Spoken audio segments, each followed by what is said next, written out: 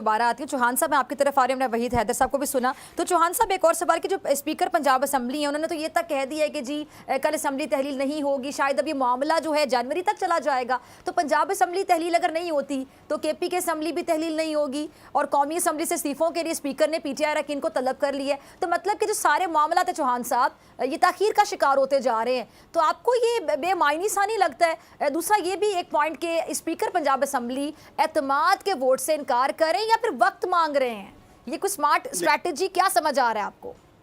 देखिए, इन्होंने एक गवर्नर की तरफ से एतमाद का वोट का कहा, एक वजीर आला के खिलाफ तहरीक अदम एतमाद, दूसरा स्पीकर के खिलाफ तहरीक अदम एतमाद, तीसरा डिप्टी स्पीकर के खिलाफ अदम एतमाद।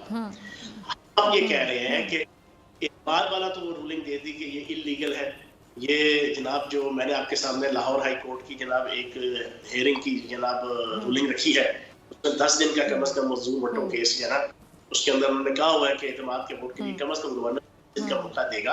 अब देखना, इस वक्त हमारे कम अज कम 10 से 12 मेंबर हैं, कोई इलाज के लिए बाहर गया हुआ है, कोई उम्रे के लिए बाहर गया हुआ है, कोई किसी हवाले से बाहर है। अब आप बताएं, एक दिन का मार्जिन, उसमें आप किस तरीके से इन बंदों को जनाब बुला सकते हैं? 3 जो बाकी मूव्स किए हैं उनको हम एक्सरसाइज करेंगे।